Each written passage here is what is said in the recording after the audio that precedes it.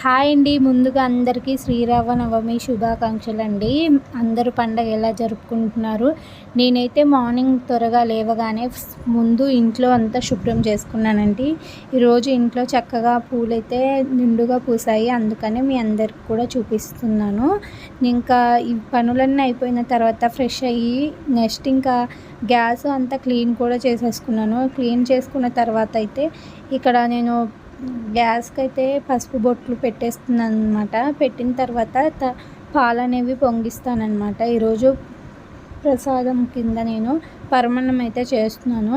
అలాగే ఇంటి ముందు మామిడాకులు కూడా కట్టేశానండి. ఆ తర్వాత దేవుడు సెల్ఫ్ ఉంటుంది కదా, దానికి కూడా మామిడాకులు అయితే కట్టేశాను. కట్టుకున్న తర్వాత ఇలాగ తులసి ఆకు అంతా తెప్పించేసి నీట్గా కట్టేసి తెచ్చారండి. చాలా బాగుంటుంది. ఆ స్వామివారికి ఇష్టమైనది కదా, అందుకని తులసి మాల తెప్పించానమాట.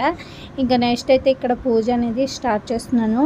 ఇంకా ఒక సైడ్ అయితే పరమాన్నం కోసము బియ్యం కడిగేసి పెట్టేశానమాట. ఇంకా పూజ అయితే స్టార్ట్ చేసేస్తున్నాను.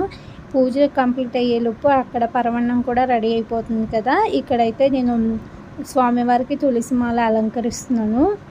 మాకేమో ప్లేస్ తక్కువగా ఉండడం వల్ల అసలు అంటే సరిపోవట్లేదు అనమాట. మాలేమో నిండుగా కట్టారండి, చాలా బాగా కట్టారు. ఇంకా ఇక్కడ వచ్చేసి ఇలాగ అలంకరించేసాను. స్వామివారి ఫోటో చిన్నదే ఉందండి ఇంట్లో అయితే. ఇంకా ఉన్న ఫోటోతోనే సెట్ చేసేసాను. ఇంకా పూలు అలాగే తులసి మాల, తమలపాకులు, దండలు అవన్నీ మా ఇంట్లోనే ఉన్నాయి కదా. ఇంకా గుడికి అయితే తీసుకురమ్మని చెప్పారనమాట. తీసుకెళ్ళేసి ఇచ్చేస్తున్నాను. ఇంకా నెక్స్ట్ అయితే ఇక్కడ పరమాన్నం అయితే రెడీ చేస్తున్నాను. హడావుడిగా ఉందన్నమాట, మొత్తము టైం అయిపోతూ ఉంది. ఇంకా ఇక్కడ బెల్లం వేసేసి పరమాన్నం అయితే కుక్ చేసేయడం అయిపోయిందండి. నెక్స్ట్ ఇంకా ప్రసాదం నైవేద్యం లాగా అయితే పెట్టేస్తున్నాను. ఫ్రూట్స్ అని అలాగే పరమాన్నము అలాగే వడపప్పు, పానకం అన్నీ కూడా పెట్టానండి.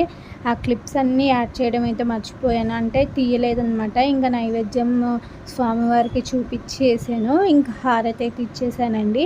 నెక్స్ట్ ఇంకా గుడిలోకి వెళ్ళామన్నమాట. గుడిలోకి వెళ్ళిన తర్వాత ఇంకా అందరం ఇలాగైతే పసుపు రాసేసుకున్నాం. ఆల్రెడీ ఇంట్లో పూజ చేసేటప్పుడు రాస్తాం కానీ ఇంకా నెక్స్ట్ మళ్ళీ ఒకసారి అయితే ఇలాగ అందరం కలిసి పసుపు రాసేసుకొని బొట్లు పెట్టేసుకున్నాం అనమాట. ఇంకా నెక్స్ట్ గుళ్ళో ఆ పని ఈ పని ఉంటూనే ఉంటుంది కదా, అన్నీ కూడా అందిస్తూ ఉన్నాము.